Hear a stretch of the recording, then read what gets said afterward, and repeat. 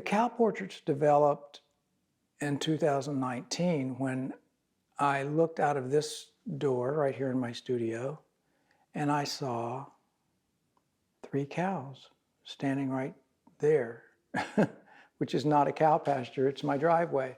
And so I went into the other room to get my phone, and when I went into the other house, I saw 3 more cows on the other side of the house. And then I went to the other windows and I looked and I saw 7 cows in front of the house. So there were, I think there were 16 cows altogether. So I called and it was July and it was 8 o'clock. So, you know, it was still light out. But I called the neighbors and I said, your cows have gotten out, they're in my yard. He says, well, I don't have cows anymore. I've leased the property to a family that has cows. He said, I'll call them right away. So he called them and they came over and I met Alan and Michelle, a lovely couple. And we herded the cows back together just as it was getting totally dark into this little hole that we found in the fence. I don't know how I started or why I started it, but you know, I started doing horizon line paintings 30 years ago, I guess. And then I started to use the horizon line in my photographs. And then I created what I call my drive-by series, which is, you know, I drive in the car with the camera out of the passenger window, going about 45 miles an hour on a very slow shutter speed. So I get a blur, a movement of the horizon line. So I was kind of melding my photos and my paintings together. But when I do the drive-bys, there's a lot of planning with the drive-bys because I have to look at, you know, I mean, I don't have to have a sunny day, but I kind of like a sunny day because then I get sharp shadows. But then I can go out on a cloudy day, you know, and depending on the time, there's always a time factor. I prefer late day. Shadows are heavier. Even on a cloudy day, sometimes they're all color photographs, but sometimes they look black and white. Come on, bud. Come on. Hey. Come on.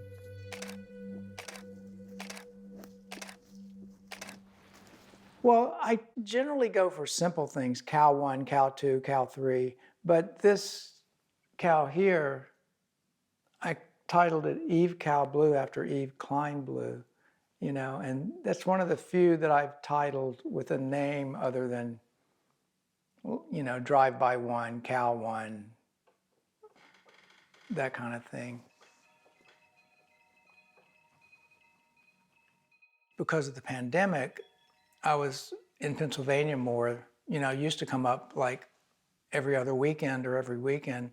And during the pandemic, I would come up for a week or 10 days, a month. And that's when I really developed my relationship with cows. I kind of wait for them to get comfortable with me being right in front of them. And some of them will actually come very close to the camera. And they'll come like really close to the camera, and then they'll start to lick the lens. I won't allow them to lick the lens. I'll pull the camera back so they don't lick the lens, but they want to know, what is it that you keep clicking and making that noise with, you know? And yeah, so it's pretty great.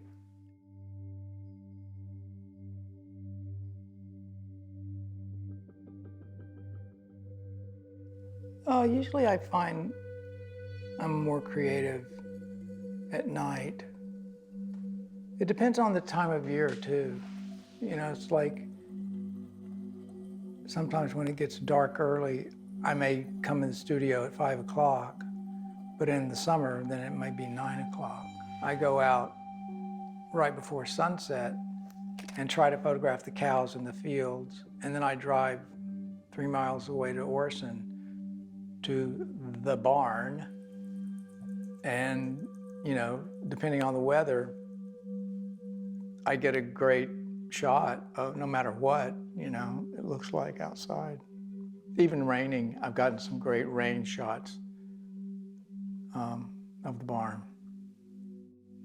And that's my day.